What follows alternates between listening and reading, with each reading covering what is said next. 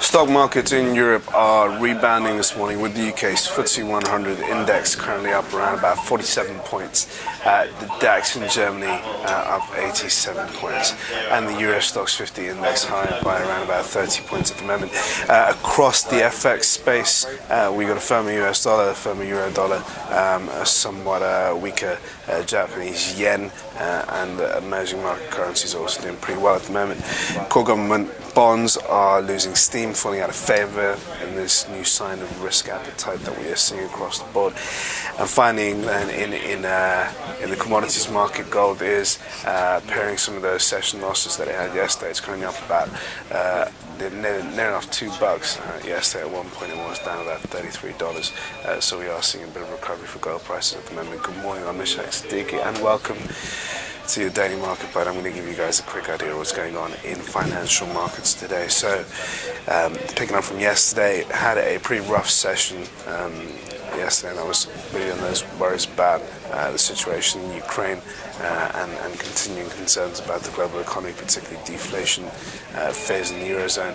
Going into today's session, we had in Asia overnight numbers out from China when it comes to growth figures. GDP for the first quarter of 2014 came in at 7.4% on an annualized basis. That's better than 7.3% expected by markets,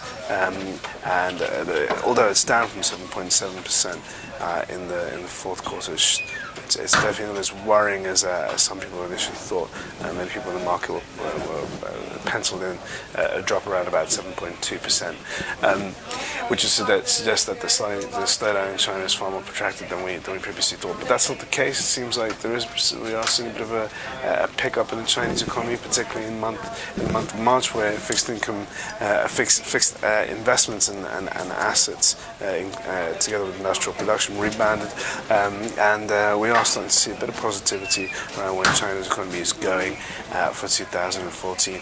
Of course, we have to remember it's going through a transitionary phase, becoming an economy which is more reliant on domestic consumption as opposed to spending on excessive amounts of infrastructure, which it previously has done, and that's led to worries about where China's going. So the reason why policymakers changed the direction of the country now, the question now really does lie upon the Chinese policymakers themselves, whether they're happy with 7.4 as a growth rate, or if they would look to boost stimulus measures in order to prop up the Chinese government.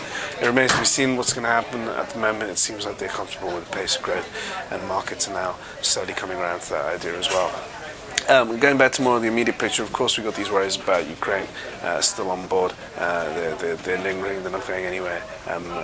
There's still a war of words between the US and Russia, with Mr. Putin from Russia showing no let-up in the way that he's handling the situation, and the US looking to get Russia to destabilize the situation so far.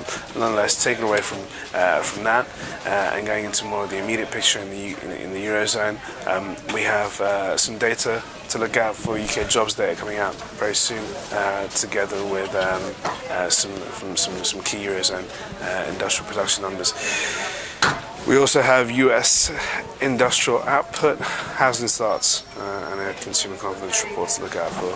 So check those out. Those will be the key highlights of the trading session later on. Thank you all for watching your daily market bite. Tune in for another one tomorrow.